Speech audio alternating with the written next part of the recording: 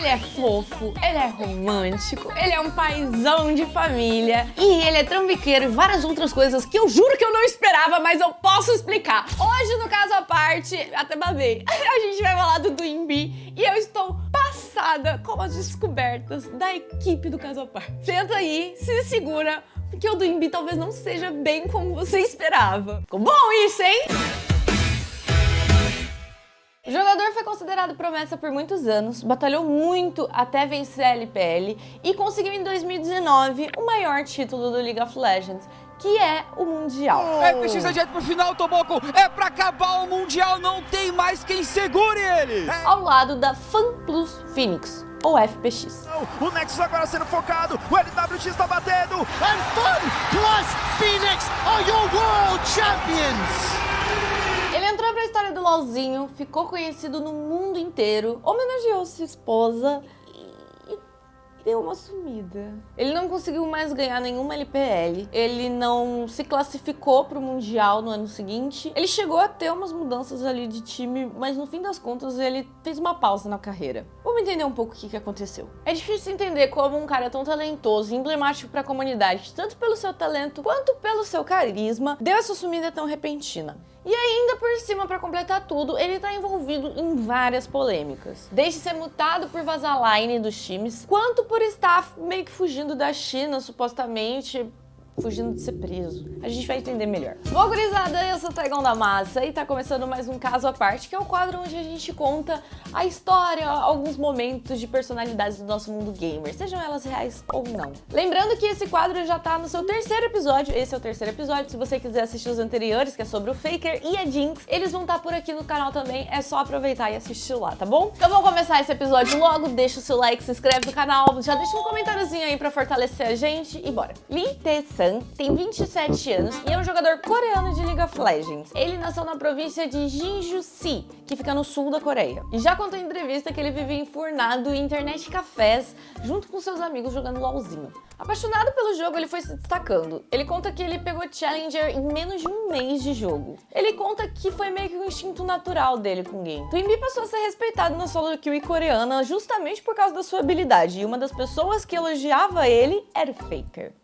Ou seja, sim, muita gente acha que ele é chinês justamente por ele ter crescido profissionalmente na liga chinesa de League of Legends. Mas, na verdade, ele é coreano e ele é um dos coreanos que foi pra China na época daquele Korean Exodus. Lembra que a gente falou no vídeo do Faker? E foi aí que rolou o que a comunidade chamou de Korean Exodus. Basicamente, times chineses começaram a dar propostas exuberantes para os melhores jogadores da Coreia, fazendo eles se interessarem a migrar pra cena chinesa. E foi uma época, basicamente, que a China ganhou um poder ali no mercado e começou a contratar bons coreanos para fomentar o cenário de esporte de League of Legends ali deles. Isso rolou em 2015, quando ele teve sua primeira oportunidade como pro player, que foi jogar como mid na KG Reapers, na LSPL, que é a série B da liga profissional chinesa. Logo nesse primeiro campeonato, o time já tinha se destacado e se tornou campeão, subindo para a série A da LPL. A KG Reapers mandou muito bem e o Doinbi estava começando a realmente bater de frente com os melhores mid laners da China nesse momento, que era uma galera tipo Rookie, Hon, Dade e Godv. Mas, para um estreante, o desempenho dele foi muito bom. A sinergia do mid laner com também coreano Swift, jungler do time, era algo bastante comentado na época. Eles eram as estrelas do time e nesse ano só foram parados na grande final pelo time da LGD. Tem uma curiosidade interessante aqui, só abrindo um parênteses pra contar pra vocês. Essa line da QGR de 2015, que foi vice-campeã, ela tinha como coach o Hiro. O Hiro este, que foi coach da Kabum, aqui no Brasil. Ele foi coach em 2018, que foi quando a Kabum foi vitoriosa no CBLOL e conseguiu ir pro Mundial. Bom, gurizada, vocês estão prontos pra descer ladeira abaixo? Que é agora que esse momento começa no vídeo. Depois da boa temporada de 2015, 2016 começou bem desastroso. E aqui a gente traz a primeira fofoquinha envolvendo o nosso divo. A duplinha coreana tinha muita sinergia e tal, só que em 2016, o Duimbas foi colocado no banco reserva. E ser colocado no banco reserva significa jogar o circuitão chinês. No caso, jogar a LSPL. Só que aí o pessoal descobriu que isso aconteceu por causa de uma treta entre o Doinbi e o Swift. E não se descobriu por acaso, na verdade se descobriu porque o próprio Doinbi foi na Weibo, que é uma rede social muito famosa entre eles lá, e postou um textão com print, com imagens, meio que um exposed mesmo, contando várias coisas internas do time e falando que, tipo, o Swift era tóxico, que ele não respeitava pessoas mais velhas, inclusive manager e coach, tipo assim, muita baixaria mesmo. E ainda falou que o jungler tinha passado perna tanto no jungler reserva quanto no próprio Doinb. E aí virou um disse-me-disse. O Doinb disse que o Swift disse pra staff que o Doinb não estava, tipo, se dedicando o suficiente, que ele tava pensando muito na namorada, que ele percebeu que ele ia fazer mais dinheiro streamando, então não tava mais se dedicando igual. O Doinb disse também que o Swift ignorou os picks e bans do coach. E aí, por final, o Swift disse numa entrevista que tudo isso era mentira. Mas essa parte sobre ele não querer estar jogando mais com o Doinb é verdade. Ele realmente teve essa conversa com o staff desde que eles perderam pra LGD na final da LPL em 2015. Enfim, gente, realmente foi uma baixaria. E no fim das contas, o kick do Doinb realmente rolou. Então, tipo, pensa que eles quicaram o Doinb bem no fim da fase de grupos e aí eles iam jogar logo contra a EDG, só que sem mid laner agora. E aí, gurizada, chegou o grande dia. O Mordred, que é a reserva do Duimbas, estava no pós de uma cirurgia de tendinite e não poderia jogar. O Borissal, que era o outro reserva do time, nem foi cogitado pelos queridos, porque a gurizada não gostava muito de jogar com ele, tadinho. Então a QG contratou o Dade e a galera... Legal, vamos jogar com o Dade, tudo certo. A contratação foi meio de última hora, então a Riot acabou barrando porque tava tendo algumas irregularidades e no fim das contas a QG ficou sem mid. Aí você me pergunta, e o pop do Borissal? O Borissal foi chamado de última hora, só que não deu tempo dele chegar. E aí a QG, que é um time que tem 4 mid laners, conseguiu perder por WO porque não tinha um mid laner pra jogar a partida. Cara, eu juro que nesse dia eu queria ver a reação do Doinb vendo isso. Será que ele era maligno e ficou feliz? Ou será que ele, tipo, nossa, tadinho dos meus parceiros de equipe? Acho que ele não seria tão bonzinho assim. Enfim, LPL em 2017. A grande realidade é que o Doinb não tava rindo tanto assim. Ele tinha caído meio que pro circuitão, lembra? E agora ele tinha que cavar uma vaga no CBLOL tudo de novo. Que lá na China não é exatamente franquia que nem tá aqui no Brasil hoje em dia. Era mais como era no LOLzinho raiz, onde, meu bem, caiu pra Série B, então se vira pra subir pra Série A, sabe? E é bom lembrar que era na China, né? Então sempre tem muito mais equipes e muito mais concorrência. Ele ganhou lá o circuitão da China sem o Swift. E agora ele tava doido pra ganhar a LPL, sendo a estrela do time. E se você tá achando que agora eu vou te contar que ele fez essa vingança com o TNC, você tá bem errado, na real. Por mais que o Doinb jogasse bem, a equipe não foi suficiente. E a grande realidade é que eles ficaram, tipo, no fim da tabela, assim. Em 2018, o Doinb aceitou a oferta da Rogue Warriors. Chegou no playoff e morreu na praia. Aí, segundo split, vamos que vamos, playoff de novo, 4º lugar. Nesse ano, ele chegou a disputar a final regional pro Mundial. Mas eles perderam pra EDG e mais uma vez o mid lane ficou fora do campeonato, que era seu grande objetivo, né? Bom, vida que segue e Doinb seguiu, tal qual Joseph Klimber.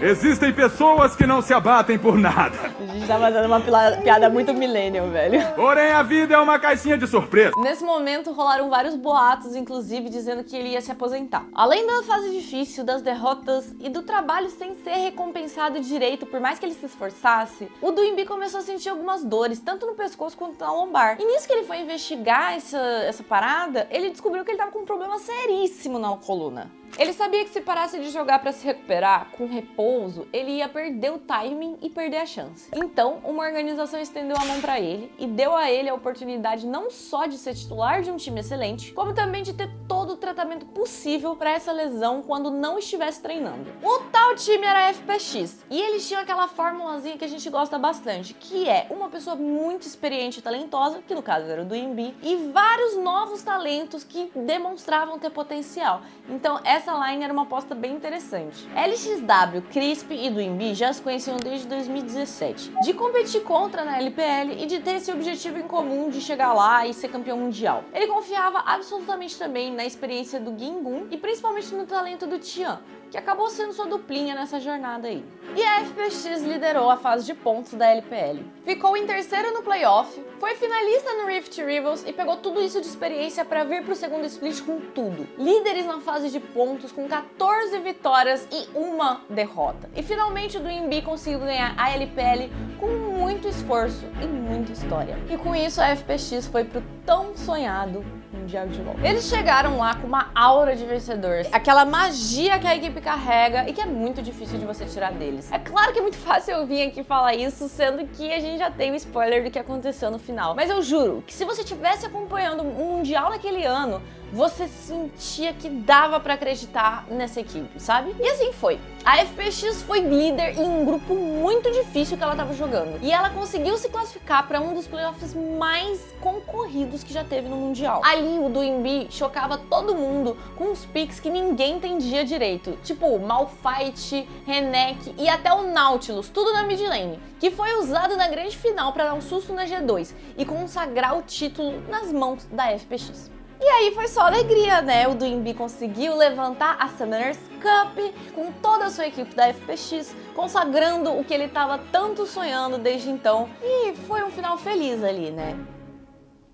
Até aquele dia só, e depois a gente tem mais coisas, você sabe, né? Enquanto o Doimbas comemorava, dava entrevista, tinha uma pessoa na plateia que tava chorando muito com ele e por ele, que é a Liuzi, sua esposa. É importante dizer que a história de vida do Doinb é muito atrelada à história dele como casal também. Ele mesmo diz em entrevistas que não teria chego aonde ele chegou se não fosse a esposa dele. E é claro que a gente sabe que existe todo um romantismo quando ele diz isso, mas no fundo, tem algo bem concreto nessa fala dele. Ela realmente fez algumas coisas que mudaram, talvez, a trajetória dele, até como pro player. Então vamos voltar para 2015, que é onde começa essa história. O Doimbas era um adolescente, extrovertido, muito simpático, mas que tinha acabado de aceitar uma proposta para ser jogador de League of Legends na China.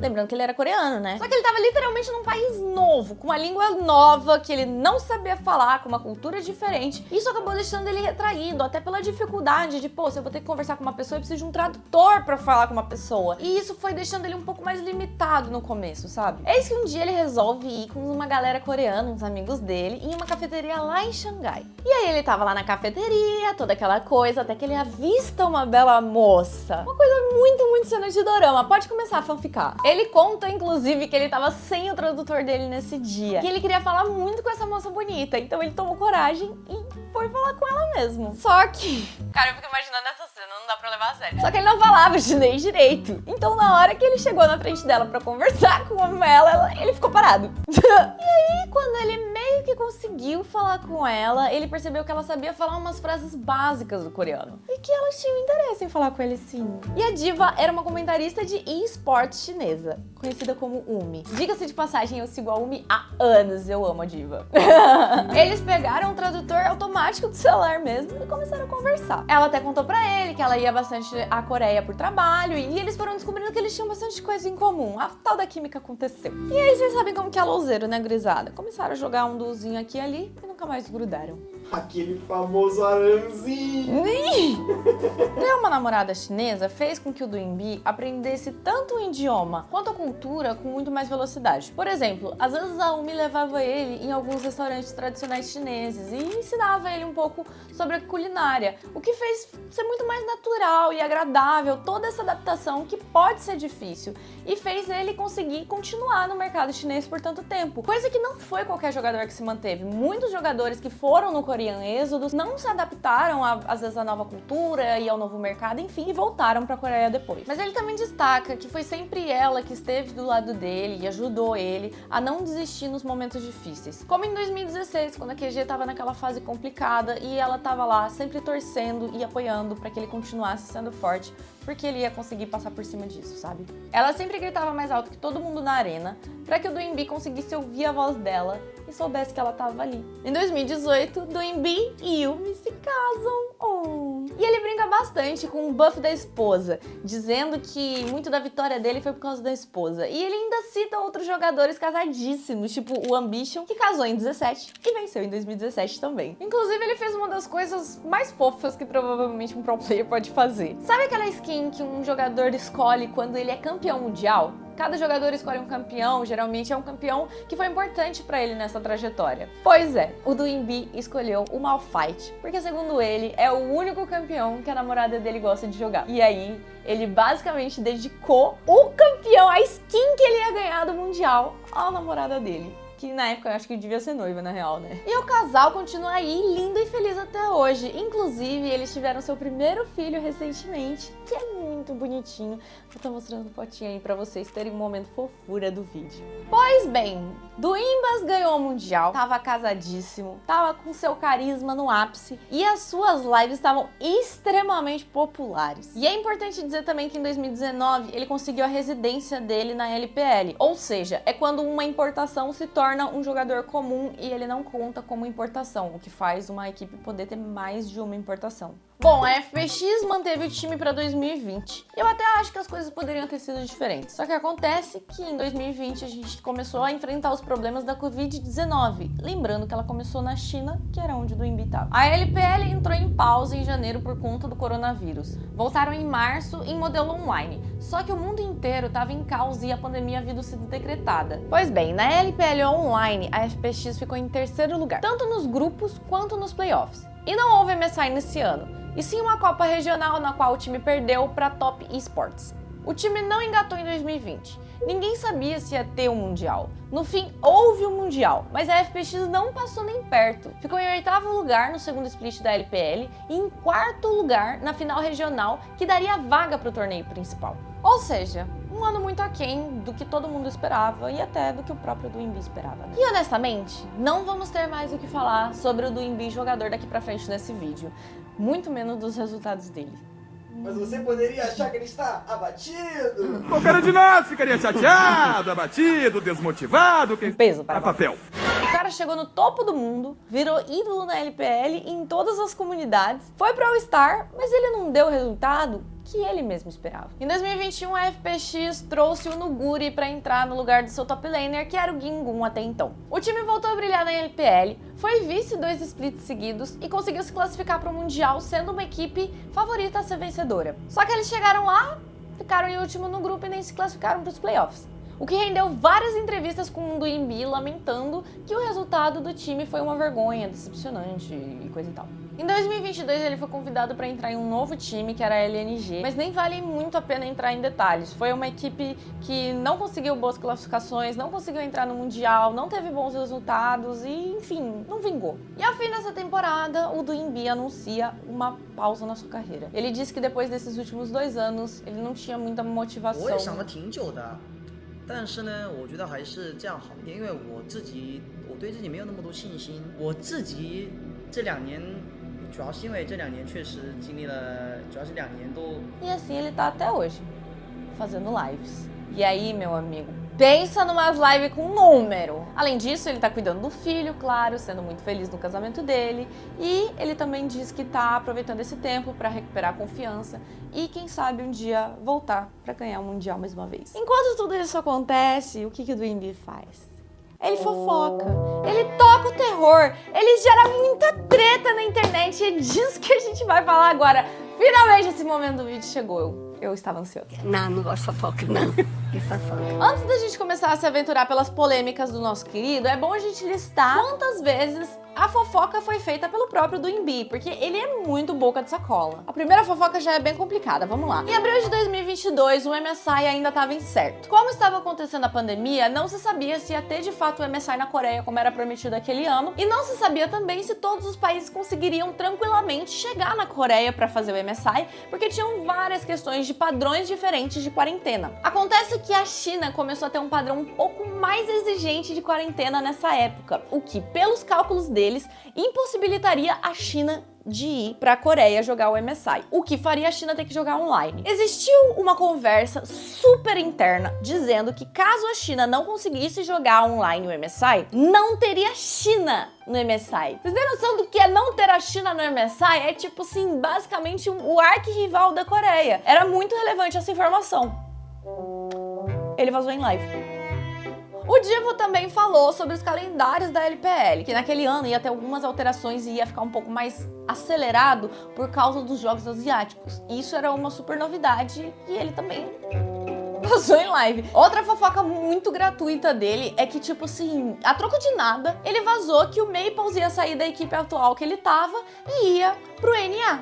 E dito e feito. Maple na TSM. Ele vazou por nada. Tipo, você nem é jornalista, velho. O que você tá fazendo? Ainda querendo tirar o emprego do Showtana, ele vazou que o Uzi ia sair da Bilibili em 2022. E mais que isso, ele também vazou que o time ia estar trocando com um top da RNG na época. Também a troco de nada. Continuando em coisas totalmente gratuitas, ele meio que fez um vazamento sobre treino, onde ele humilhou o próprio time falando que a SKT deu um pau na LNG. Ele era da LNG. Ele também vazou que o Xiaohu e o Light iam pra Weibo Gaming. Um fato engraçado é que esses vazamentos, eles realmente trouxeram problemas pro Doinbi, tá? Lá na LPL ele foi multado e várias vezes por vazamento de informação. Ele já teve que pagar, tipo, o papo de 80 mil reais, juro. E ele continua. Eu acho que ele realmente tem um compromisso aí com a informação, sei lá. E agora, gurizada, por último, mas na verdade muito mais importante que todo o resto, vamos falar do maior BO atual do Doinbi. Isso é algo que ainda tá em trâmite e a gente pesquisou o máximo que a gente conseguiu. Pode ser que essas informações ainda deem uma mudada, porque essa polêmica é algo que ainda está rolando na vida dele. Então vamos lá. Primeiramente é importante a gente situar que lá na China, as plataformas de live relevantes não são que nem aqui, que é a Twitch e o YouTube. É a Douyin